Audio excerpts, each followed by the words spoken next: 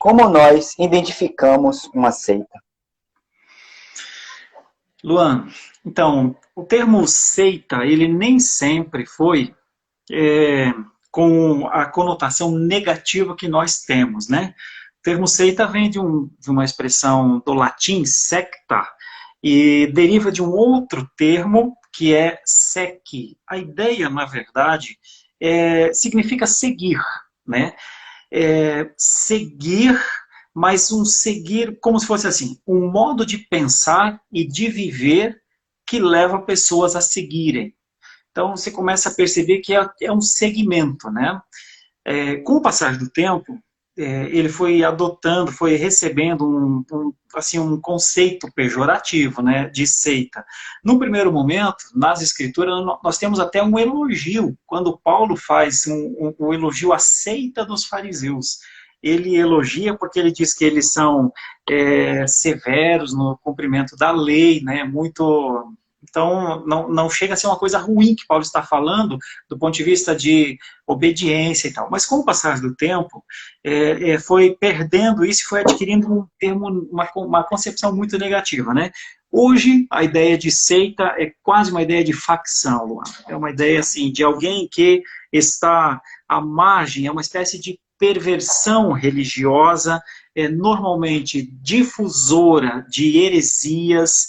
Hoje o termo seita é como se nós estivéssemos falando de um grupo organizado que possui uma doutrina particular e que normalmente essa doutrina particular ela difere dos princípios que dirigem o corpo de Cristo. Basicamente, seita hoje é isso. Só de falar em seita, você já sabe que é um grupo de seguidores com uma doutrina particular que provavelmente é diferente da doutrina dominante. Verdade. E como nós identificamos a, uma heresia? Então, o termo heresia também tem um sentido interessante, né? Hoje a palavra heresia é toda negativa, mas nem sempre a palavra heresia foi também negativa. Veja só, o grego é a palavra haireses. A palavra haireses, na verdade, o sentido original é escola. Então, é uma escola própria. Então, como é que nós identificamos uma heresia? Nós identificamos uma heresia quando nós percebemos uma pessoa praticando e, de repente, você tem muitas pessoas praticando aquilo. Então, é uma escola particular. De novo, a ideia de heresia é alguma coisa não comprometida com o todo da Escritura. Heresia é normalmente uma parte que fere o todo. São considerados heréticos na história, normalmente aqueles que têm problemas com as partes principais da teologia, como, por exemplo, pessoa de Deus, né, o ser de Deus, a pessoa de Cristo, extensão da obra salvífica de Cristo. São considerados hereges aqueles que não conseguem compreender a ação do Espírito Santo, também têm dificuldade de compreender a igreja, têm dificuldade de compreender a doutrina das últimas coisas. Então se começa a perceber uma heresia quando ela não passa pelo teste da teologia histórica, o teste de uma vida longa, vamos dizer assim, com Deus, né? Normalmente heresias tem início assim, a partir de descontentamentos com organizações maiores, né? Então alguém se separa daquele pensamento e cria o seu próprio pensamento. Nós conseguimos identificar uma heresia, é uma forma assim, quando uma seita herética, por exemplo, quando ela passa a dar importância a um fator secundário. Vou dar um ou dois exemplos assim. Por exemplo, nós temos as testemunhas de Jeová, que são conhecidas como uma seita, é um movimento. Eles dão uma ênfase, por exemplo, que Cristo não é Deus. E a doutrina trinitária histórica é de Cristo como Deus, como Filho unigênito do Pai. Então você percebe que eles dão uma ênfase numa coisa separada do todo, e a partir daí você não tem limites para onde uma heresia pode chegar. Entende? Todo trecho fora de contexto seria heresia? Esse é o grande problema, na verdade. Normalmente as heresias, elas têm início numa má interpretação de um texto, né? Porque, historicamente, nós temos muitas escolas de interpretação das escrituras. Nós já tivemos muitos métodos usados para interpretar as escrituras. O método talvez mais seguro para interpretar as escrituras sem que se corra o risco de cometer uma heresia grave é o que nós chamamos do método gramatical histórico teológico, que você faz a exegese do texto, você analisa isso dentro da história e você coloca o versículo, a passagem, a perícope, né, que é o pensamento todo de um texto, você coloca no crivo da teologia. Então, se um texto passa pelo aspecto exegético, tem uma exegese clara do texto. Se ele tem um compromisso histórico, não é só você que está falando aquilo, tem mais gente que falou e pesquisou e tal. E se você põe isso dentro da teologia, ele não fere os pontos básicos, por exemplo, no nosso caso da teologia reformada, então você pode pregar um texto com menos risco de cometer uma heresia. Quando você extrai um texto sem contexto, você vai ter que colocar aquilo que Calvino dizia que o homem não pode colocar, a sua imaginação. Que é quando a teologia imaginativa, ela caminha para um estágio que é assim, olha, eu acho que é assim, eu penso que é assim, eu acredito que é assim. E a teologia cristã, a teologia reformada, ela não dá espaço para essa teologia imaginativa. Excelente, pastor. Vamos falar um pouco sobre os neopentecostais. Quando analisamos esse movimento, é de espantar aquilo que eles acreditam. É de espantar. Um pouco que eu estudei sobre eles, e até um documento de 2007, eu creio assim, da IPB, foi um documento que fizeram justamente contra algumas igrejas neopentecostais que a presbiteriana não vê como igreja. Então tem esse documento. E é de espantar. Foi um documento muito bem feito, uma análise muito bem feita, e é de espantar aquilo que eles trouxeram para o cristianismo brasileiro atual. Eu queria que o senhor explicasse um pouco para a gente qual é a origem dos neopentecostais no Brasil. O senhor tem muito mais idade do que eu, então eu creio que o senhor pegou essas épocas, né, as ondas que teve.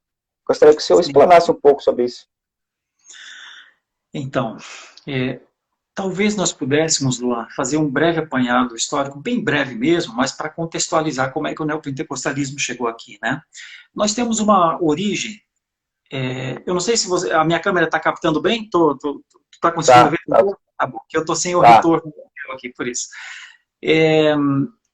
Quando nós fomos descobertos como país, veio junto com a coroa, obviamente, a Igreja Católica Apostólica Romana. Essa denominação, ela se coadunou com o Estado e ficou Igreja e Estado por mais de 300 anos. Isso só mesmo em 1822, com a Constituinte de 23, na verdade, Constituinte de 1823, que nós tivemos a possibilidade de ter o livre culto, que foi quando outras pessoas vieram de fora para cá. Primeiro os ingleses, e depois, em 1859, Simon, tudo com o presbiterianismo, também Robert Calley com o congregacionalismo. E nós temos uma história brasileira que tinha basicamente dois grupos, vamos dizer assim. O grupo católico romano e o grupo protestante, vamos falar, o grupo evangélico. Então, com o passar do tempo, nós tivemos uma primeira onda, em 1907, mais ou menos, que é quando, até 1920, que é quando surgiu o grupo pentecostal. O grupo pentecostal, ele tem ênfase nos dons e carismas, nos sinais, e tem ênfase em vida simples, vamos dizer assim. A opção por uma vida simples, nós ainda conhecemos muitos pentecostais que têm esse conceito de vida, inclusive. Acontece que nos idos mais ou menos aí de 1970, começou assim, a ficar forte nos Estados Unidos um movimento que era novo, era diferente. Ele concordava com os pentecostais, em certa medida, nas questões dos sinais, dos dons, dos milagres, assim, concordava, mas não concordava com o senso da pobreza, com o senso da humildade extrema. Então, isso começou lá nos Estados Unidos. Nós temos, entre os grandes precursores estão Benny por exemplo, Benny Hinn, que escreveu um livro chamado Bom Dia, Espírito Santo, e ele é o protagonista assim, desse conceito nos Estados Unidos. Alguns homens assimilaram esse conceito aqui no Brasil, dentre eles os que fundaram a primeira igreja antes de ser Universal do Reino de Deus e antes de ser a Igreja da Graça, os parentes, né, R.R. Soares e Edir Macedo. E fundaram uma igreja no Rio de Janeiro, Nova Vida, e então, mas logo se desentenderam, e eles deram vazão, então, a que viesse dos Estados Unidos esse movimento que, antigamente, a gente tinha um conceito assim, quando alguém chegava na casa da gente, principalmente os pentecostais, eles diziam assim, olha, não repare na bagunça da minha casa, ela é pequena, mas é limpinha. É uma expressão assim que nós até temos isso muito no Brasil, né? Os neopentecostais, eles diziam, o ditado é diferente, como se fosse assim, olha, vem na minha casa, ela é limpinha, mas é pequena.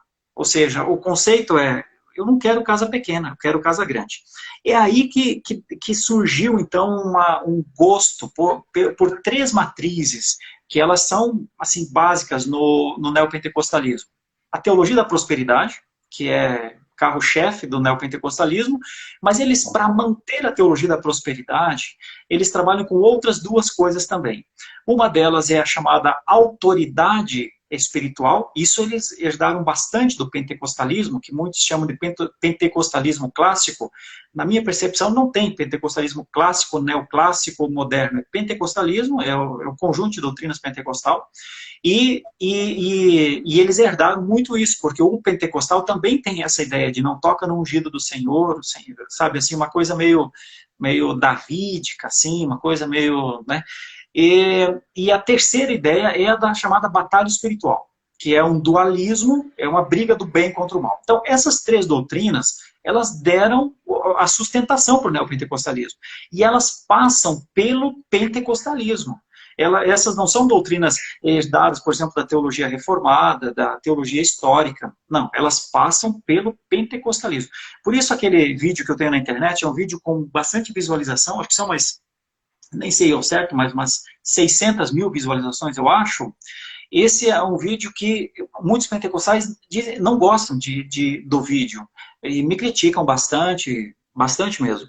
Porque eles dizem que não, que o neopentecostalismo não nasceu na igreja pentecostal. Mas não tem como, porque os pentecostais nunca refutaram o neopentecostalismo.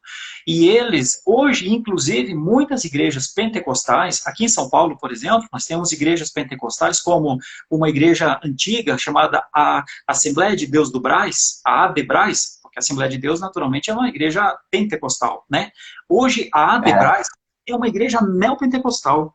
Então, o vínculo pentecostalismo e neopentecostalismo é muito grande.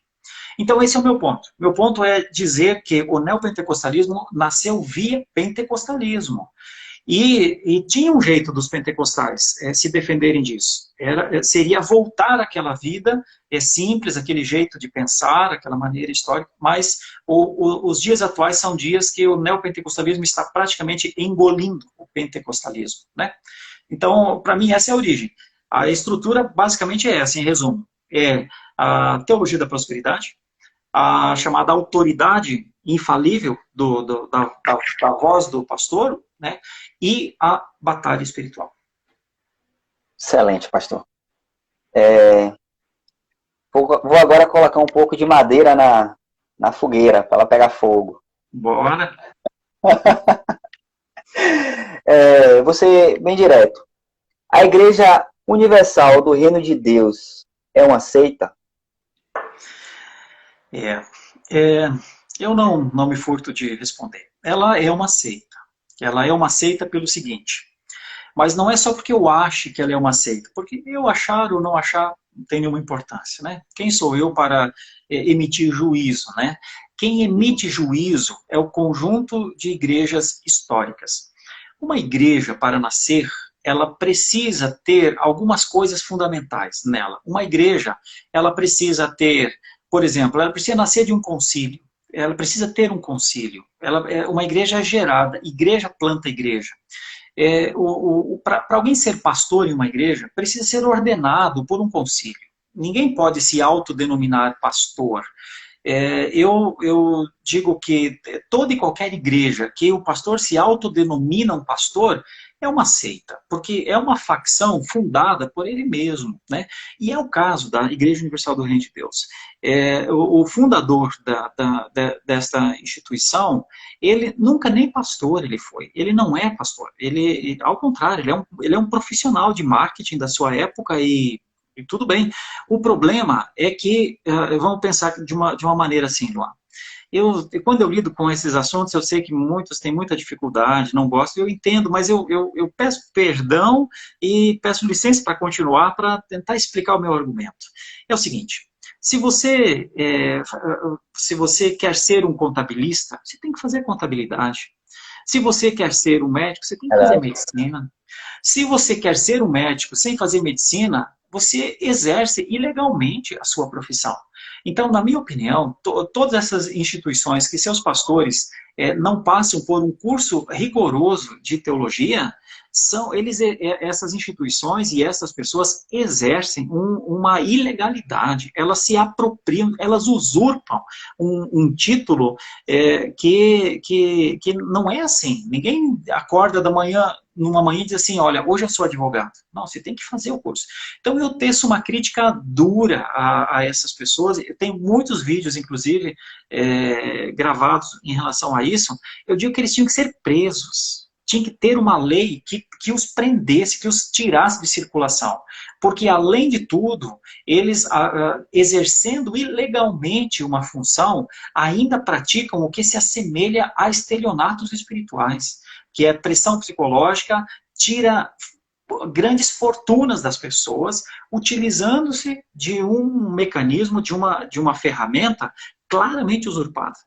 Então, o meu pensamento, embora eu sei que muitos não concordem, meu pensamento é que é sim, é seita e é uma seita nociva, inclusive. A minha oração àqueles que frequentam essas denominações, esses movimentos, que eu tenho um cuidado até de chamar de igreja, porque veja só, Luan, você não emite juízo em relação à pessoa. A pessoa que está lá pode ser crente, filho, sabe? Pode ser. Agora, a instituição é nociva à pessoa. A minha oração é que essas pessoas larguem esses movimentos aberrantes e encontrem uma base sustentável para colocar o seu pé, para trilhar a caminhada cristã. Amém, pastor. E sabendo também, irmãos, que nós estamos aqui desconstruindo a ideia errada. A gente não está contra, tentando ofender ou ferir uma pessoa. Creio que isso tem que ficar bem claro. Nós estamos aqui expondo o erro que eles mesmos falam. Muitas vezes sem respaldo bíblico. O senhor falou sobre teologia da prosperidade. Uhum. A teologia da prosperidade é bíblica. E uma das coisas que o senhor falou foi de Macedo, que fundou a Igreja Universal do Reino de Deus. E tem uma frase que ele diz assim, ó, se quiser ajudar, tudo bem. Se não, que se dane. É dar ou desce. Sim. Ele usa essas palavras para dizer que para defender a ideia dele da teologia da prosperidade. A teologia da prosperidade é bíblica, pastor? Tem algum aspecto bíblico, algo que leve a Bíblia, ou é criada por homens? Certo. Olha, a gente consegue identificar uma heresia, Luan. Um dos testes é fazer essa análise na história. Já houve teologia da prosperidade na história? Por exemplo, qual é a nossa história cristã? Nossa história cristã começa com o nascimento, o ministério terreno, a morte, a ressurreição, a ascensão de Jesus Cristo, o colegiado apostólico. Então, a primeira igreja cristã começa ali, com o fundamento dos apóstolos. Vamos procurar prosperidade na vida dos apóstolos. Não teve. Em nenhum. Nem em Jesus, nem nos apóstolos. Vamos adiantar um pouco. Vamos para o ano 100 depois de Cristo, para tentar entender ali nos pais apostólicos se houve prosperidade. Não encontramos. A marca dessa época, do ano 110, é um homem chamado Justino, o mártir. Ele morreu exatamente por entender que a nossa casa celestial não é aqui, é nos céus. Aí a gente adianta um pouco, vai para os anos 100, 200, 300 depois de Cristo. Nós não temos a teologia da prosperidade como um movimento sequer dentro da igreja. Aí vamos subindo, nós vamos para o ano 1000. Nós não temos teologia da prosperidade ali. Aí vamos para a marca de onde nós evangélicos nascemos, que é a teologia reformada do século XVI. Vamos para João Calvino, que foi o sistematizador das doutrinas protestantes. Quando um cardeal chamado Sadoleto foi visitar Calvino, ele se espantou porque Calvino abriu a porta da casa dele. E aí ele disse, você não tem criados? Aí Calvino falou, não.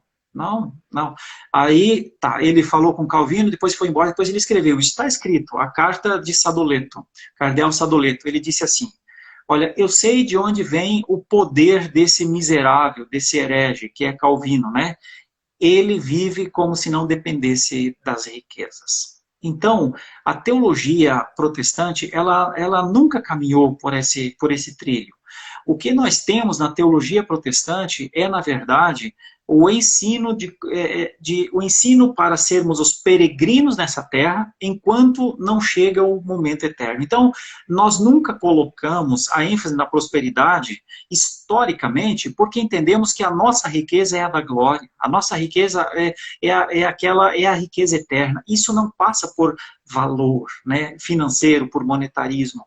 Então, eu tenho que dizer que a teologia da prosperidade não é uma instrução bíblica saudável. E nós vemos isso claramente também aqui mesmo, nos períodos contemporâneos. Nós só fomos ouvir falar desse movimento só a partir de 1960 para cá. Então, tu tem 1960 anos sem a teologia da prosperidade. E agora a gente tem 50 anos de teologia da prosperidade. Ou seja, são quase 2000 anos contra 50. Qual tem peso? Né? A história de 2000 anos ou 40 ou 50 anos? Né? Então, a minha perspectiva é que ela faz mais mal do que bem. Ela obriga as pessoas a um tipo de condicionamento e, na verdade, escraviza as pessoas. Mas por que é que dá tão certo a teologia da prosperidade?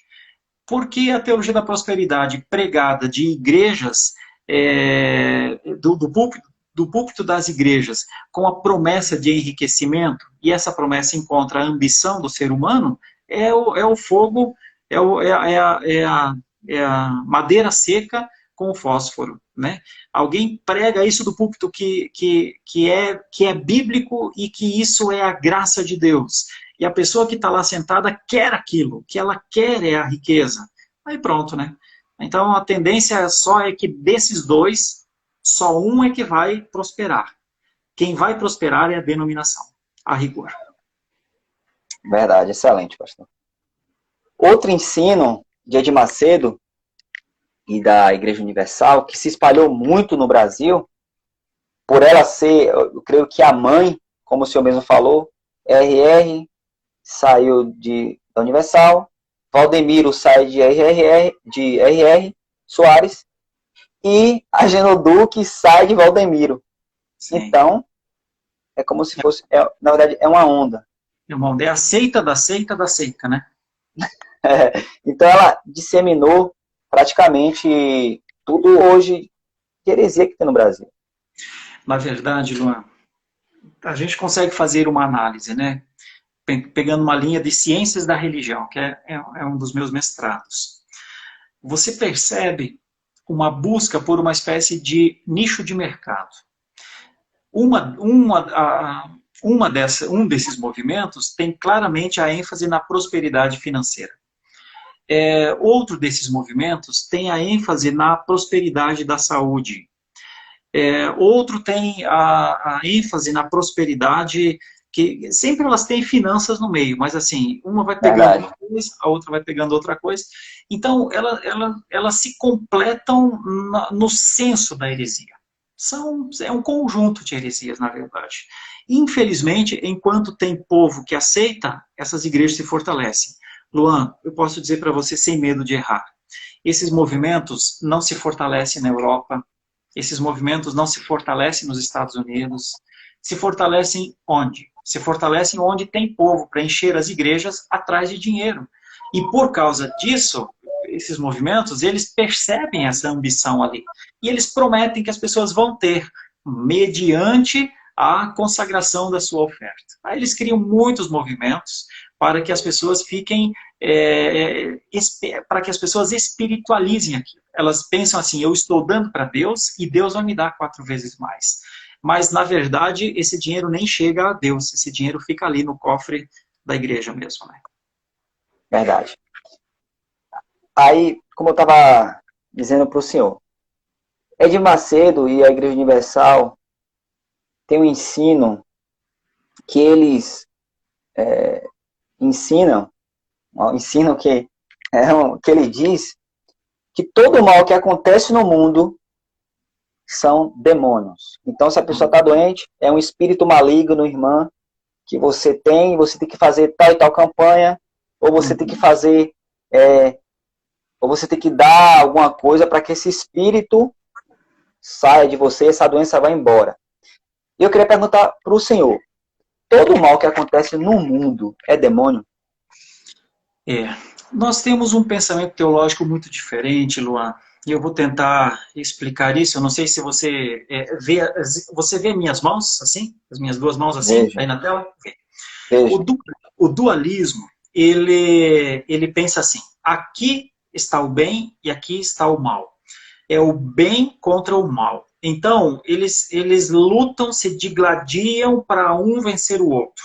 Isso chama-se dualismo, né?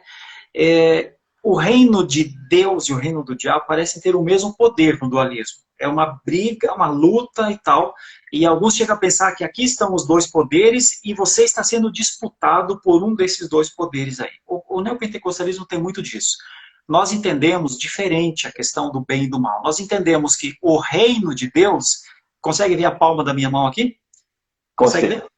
O reino de Deus é como se fosse isso aqui. E o mal é como se fosse uma pintinha, uma coisa, uma marca dentro do grande... Vê que tem um azulzinho aqui na palma da minha mão? Bom, o reino de Deus é a minha mão. E o reino do diabo é essa pinta aqui de caneta que está na palma da minha mão. O reino do mal está dentro do reino de Deus. Ou seja, Lutero dizia que o próprio diabo é diabo de Deus. Ou seja, o diabo só faz o que Deus quer. Agora, tu vê como é diferente a teologia? A teologia dualista é assim, bem e mal, uma luta um contra os 2. Nós dizemos que o diabo não é essa força do tamanho de Deus. Nós dizemos que ele é um pedacinho dentro do reino, ele é um lugarzinho de exílio dentro do reino. E todo o resto é de Deus. Isso nos difere dos pentecostais, e dos neopentecostais também, porque aqui tanto pentecostal quanto neopentecostal tem a ideia dualista. Nós dizemos, não, o reino de Deus é tudo, Deus é rei absoluto de tudo. Deus, inclusive, manda no inferno. O inferno não faz absolutamente nada que Deus não autorize, não queira, não permita. E o diabo precisa ficar dentro disso aqui. E um dia ele será exterminado. E não é por nós. Não somos nós combatendo o diabo. As nossas maiores lutas contra o diabo, elas estão diante do trono de Deus em oração. Essa é a nossa diferença com os pentecostais e neopentecostais. Nós cremos na soberania de Deus. Ele reina absoluto. E nós cremos que os cristãos foram retirados do império das trevas e transportados para o reino do Filho do seu amor. Ou seja, o reino de Deus é do tamanho de uma mão. E o inferno é um lugar reservado ao diabo e aos seus seguidores, né? Então, eu diria para você que essa é a grande diferença da teologia reformada para as teologias mais modernas que nós temos visto. Muito bom, pastor. E maldições hereditárias? Estamos falando de mal. Eles também ensinam que há um espírito maligno familiar que percorre a família e sai destruindo de pai para filho e coloca a esposa contra marido. Sim. O que o senhor tem a dizer sobre maldições hereditárias? Isso é bíblico? Sim. É um pouco estranho da maneira como eu vou responder, mas eu vou explicar. É assim, existe uma maldição hereditária. É estranho até um reformado falar isso, né? Se tirar do contexto, é capaz de eu ser acusado no meu presbitério. Verdade? Eu digo que existe uma maldição hereditária. É a queda do homem. No nosso DNA, nós tivemos a queda de Adão e Eva, que isso nos trouxe realmente muito mal. Então, existe uma maldição que perpassou na humanidade e ela não é uma coisa simples. Quando nós tínhamos 3 mandatos, que era o mandato espiritual, o mandato cultural e o mandato social. Eram formas de relacionamento. Mandato espiritual, uma relação plena com Deus, mandato social, plena com o ser humano, e mandato cultural, uma relação plena com a existência. Mas quando Adão e Eva caíram, esses mandatos ficaram arranhados. Isso nós estudamos na teologia bíblica, isso eu ensino para os meus alunos lá no JMC. E por causa disso, o homem não conseguiu mais se relacionar com Deus, não conseguiu mais se relacionar com seu próximo e nem com a natureza. E isso passou por imputação, ou seja, foi imputado. Aquilo que está escrito em Romanos 5. Por um homem entrou o pecado no mundo, no caso Adão, e isso levou, vamos dizer assim, a uma consequência terrível para a humanidade. Mas por um só Salvador, por um só homem, também veio a salvação para muitos. Então, só que eles não falam dessa maldição aí. Eles dizem que é outra coisa. Primeiro que eles nem sabem o que é teologia bíblica. Primeiro eles nem têm ideia dessa história da queda do homem e do Redentor. Porque o Senhor Jesus Cristo, ele é o que quebrou, literalmente, essa corrente. O homem tinha o escrito de dívida, que ele tinha de pagar. Só que a salvação interrompe esse escrito de dívida, rasga o escrito de dívida, e o homem é salvo. Então, a salvação, ela é literalmente, usando uma terminologia aqui, ela é a quebra da única maldição que existe. É a maldição que vem lá de Adão e Eva, é um mal que perpassa a humanidade geneticamente, umbilicalmente, inclusive. Então, essa é a única que existe. E essa a teologia reformada tem, na verdade, no conceito criação, queda e redenção, a base da sua teologia bíblica.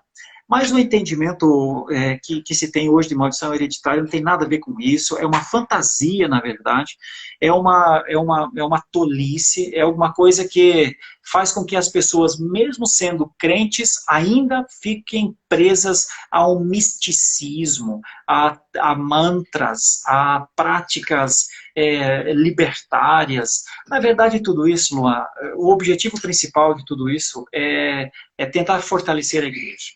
Fazer com que a igreja, digamos assim, com que a igreja ganhe com isso. Quem ganha com a maldição hereditária são essas igrejas. Mas não tem nenhum fundamento bíblico essa maldição hereditária que a gente ouve falar nos dias de hoje. Verdade. Edir Macedo também ensina, e a Universal também ensina, que um crente, ele pode ficar endemoniado. É correto, pastor, essa afirmação? Eu digo que não. Eu digo que não porque, assim, se um crente pode ficar endemoniado, então o senhorio de Cristo não é total. Porque é verdade que nós temos uma ação diabólica ainda, ela vai cessar a força de Satanás no advento. Quando Jesus Cristo voltar na sua segunda vinda, a parousia, isso vai acabar, vai acabar. Mas, por enquanto, nós ainda temos uma força do pecado em nós, mas um dia o pecado ele será extirpado definitivamente, definitivamente. Mas nós podemos dizer que o diabo ele não pode possuir alguém que já é de outra pessoa. Entende? Então, nós dizemos assim, não é fácil fazer essa divisão, mas eu vou colocar uma ou duas ideias aqui. Nós entendemos que o diabo pode tentar alguém, nós dizemos que o diabo pode, além de tentar alguém, pode exercer algum poder um pouquinho maior do que simplesmente tentar, convencer, até porque vamos dizer que Influenciar, até né? influenciar, nós podemos dizer, mas possuir jamais, porque nós somos posse de Jesus, ou seja, nós somos propriedade exclusiva de Deus, povo exclusivo de Deus. Então, um crente não pode ser possuído por uma força maior do que a de Deus, né? Eu acho que o diabo tem liberdade para agir com os seus, mas o limite é que o crente ele não possui. Um dos exemplos que nós temos é o de Jó, né? Fez tudo o que fez com Jó, mas não o possuiu. Então, nós também combatemos nós achamos que é uma heresia dizer que o crente pode ser endemoniado. Outras coisas, outra coisa também que eles ensinam e, na verdade, eles praticam são usos de objetos ungidos. Sim. Eles tudo ungem o carro, eles ungem uma foto, eles ungem a comida, eles utilizam de roupa de parentes. Se seu parente ele está envolvido com coisas erradas, traga a roupa dele que nós vamos orar.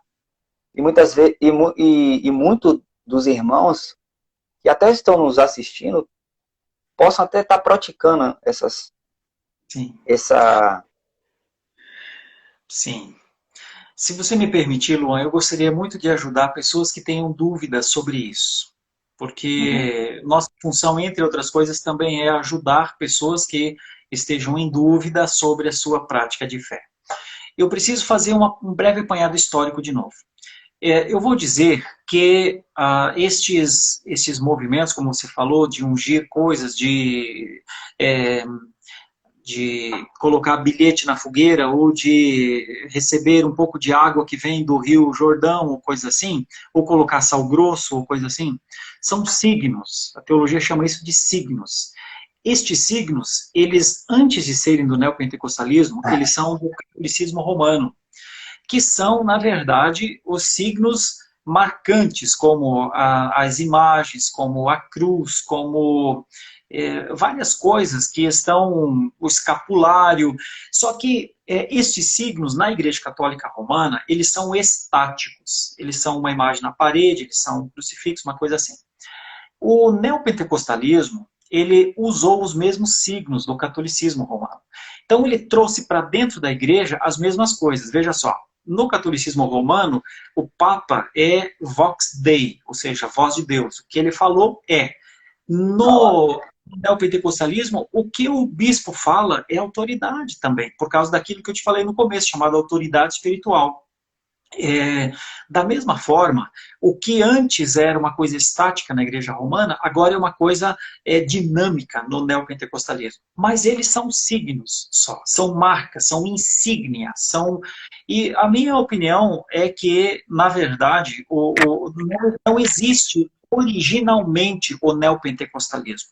O neopentecostalismo, na verdade, é neocatolicismo, porque usa as mesmas estratégias do catolicismo. Não abandona nada das matrizes. A única coisa é que não tem santo na parede. Mas a ideia de usar coisas visíveis é muito igual. Quando você vai para, por exemplo, tem 12 de outubro, que nós somos a chamada padroeira do Brasil, Aparecida, 12 de outubro. Eu já vi pessoas fazendo peregrinação para ir para Aparecida, né? Eles carregam uma cruz nas costas. Olha, da mesma forma, no neopentecostalismo, as pessoas elas usam as coisas como se fosse sagrado. Então, o meu pensamento é que o uso desses materiais, na verdade, eles são um instrumento da igreja para gerar apego nas pessoas. E as pessoas ficam olhando para aquilo, mas, na minha opinião, é uma forma de idolatria, inclusive. A igreja, quando usa de coisas além da fé simples, na verdade, ela está fazendo uso de ídolos. Ela tem que criar ídolos e o neopentecostalismo, ele cria muitos ídolos nas pessoas, né? O maior ídolo do neopentecostalismo é o dinheiro, é a riqueza, é a vitória, é o poder. É verdade, pastor. Vamos falar um pouco agora sobre os testemunhos de Jeová. Eu sei que uma live é muito pouco para o assunto. Então, o que eu fiz? Eu peguei os ensinos que eu vejo Uhum. mais rondando entre os irmãos, Uhum. e peguei também algumas igrejas, eu vou botar assim, igrejas, o seita, que é comum para os irmãos. Somos Jeová, onde a gente vai, eles têm um ponto, eles vão na casa, eles, eles, é, é, é, eles cresceram muito aqui no Brasil. Então, Sim. eu creio que é importante a gente falar um pouco Uhum. sobre eles. E uma das coisas, a primeira pergunta é, os testemunhos de Jeová é uma seita? Sim, é uma das primeiras, é uma seita clássica. A marca dos testemunhos de Jeová é a persuasão. A maneira como eles são doutrinados internamente, primeiro eles têm uma casa formadora chamada Torre de Vigia, que é aqui no interior de São Paulo, em Tatuí, e eles têm os locais de encontro deles na cidade, chamam-se Salão do Reino das Testemunhas de Jeová. E a ênfase deles está no legalismo. As testemunhas de Jeová, todos os sábados, normalmente elas saem à rua, porque elas têm uma ideia de salvação por obras também. Então, Verdade. então, é uma seita, porque salvação só em Jesus Cristo e pela graça. Qualquer movimento que enfatiza salvação em cumprimento de ordenanças é heresia. Então, a Testemunho de Jeová é uma heresia clássica aqui no Brasil, que tem uma infinidade de pessoas e realmente é algo que você deve fugir. Não deve nem receber para conversar. Essas são pessoas que não devem se nem receber, porque a maior parte dos crentes não está preparada para o nível de persuasão maligna que eles têm. Não vem de Deus alguém defender que o Redentor não é Deus. Não vem de Deus alguém que diz que Jesus Cristo não é Senhor. E eles consideram Jesus Cristo como alguém desenvolvido. Eles consideram Jesus Cristo basicamente o que o Islã considera Jesus Cristo. Como um profeta, como uma pessoa do bem e tal, mas não conseguem alcançar o entendimento que ele estava na criação. Ele estava quando esse mundo foi criado. E tudo foi criado para ele, inclusive, diz Paulo aos Romanos, né? Verdade. Eu separei alguns ensinos dos testemunhos de Jeová e gostaria que o senhor desconstruísse de forma bíblica. Porque tem alguns irmãos que acham, eles pregam a palavra, eles estão ali no ponto. Muitas vezes alguns irmãos dão até lição de moral. Pelo menos eles estão falando sobre Deus. Uhum. Mas eu quero trazer alguns ensinos deles muito grave. Muito grave. Eu mesmo fiquei escandalizado quando eu separei. Primeira coisa, que é essencial, eles negam a Trindade. Primeiro, eles negam a Trindade. Eu gostaria que o senhor falasse um pouco sobre isso, sobre a Trindade, que é essencial a Trindade.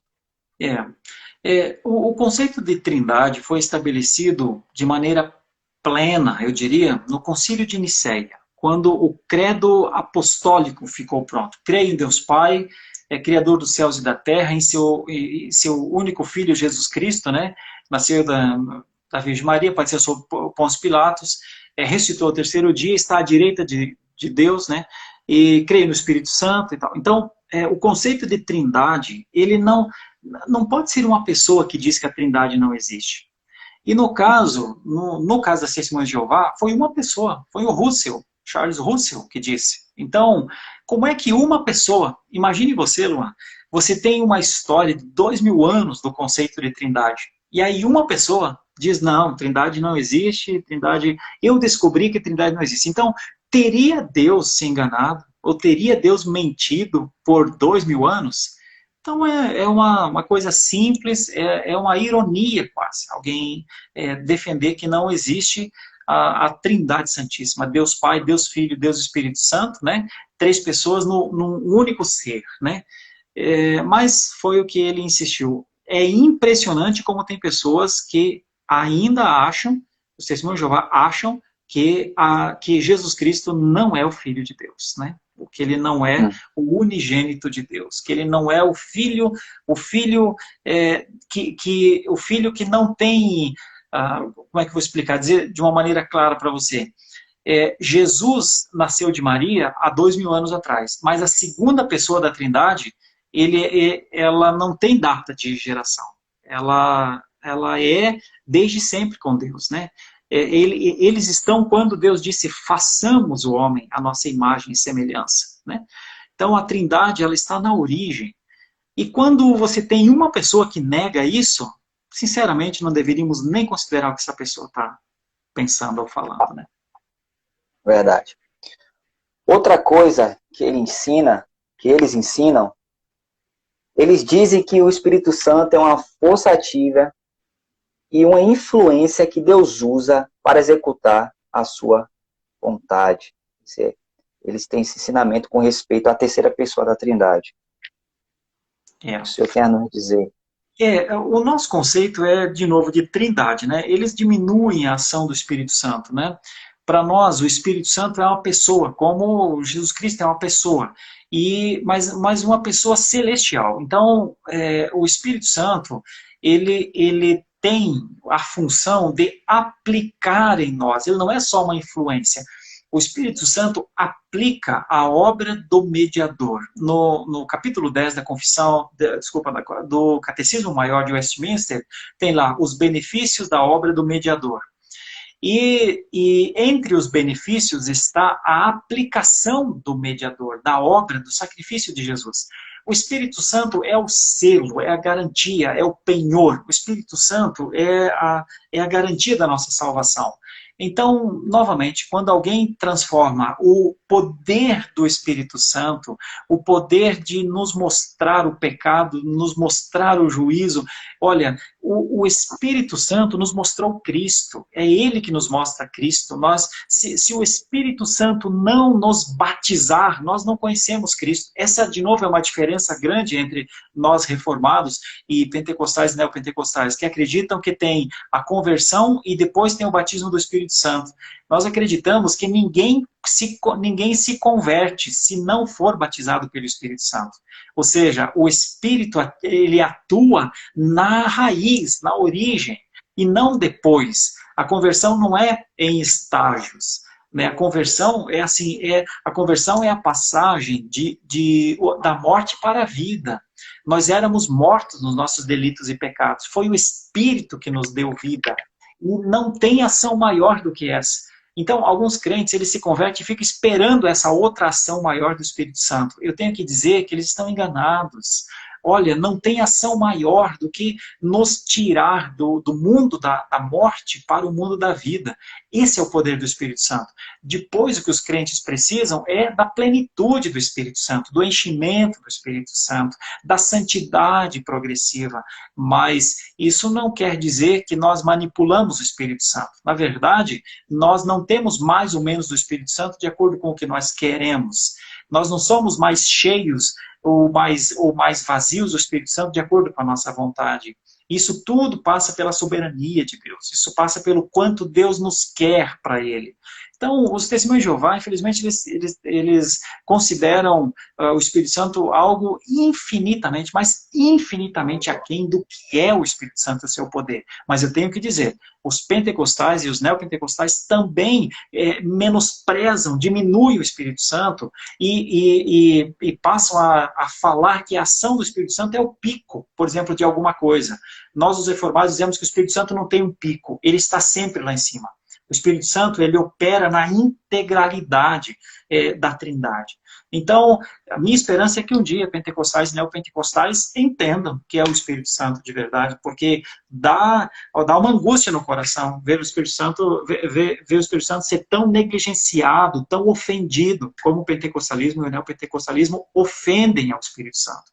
O Espírito Santo não é uma força, não é manipulado, não é alguém que dá pico, não é alguém que faz a gente tremer, não é alguém que faz a gente ter arrepios, pelo amor de Deus. O Espírito Santo não tira a nossa inteligência para a gente sair andando, resmungando pelo chão, correndo, batendo, gritando, chorando. o Espírito Santo é aquele que nos tirou,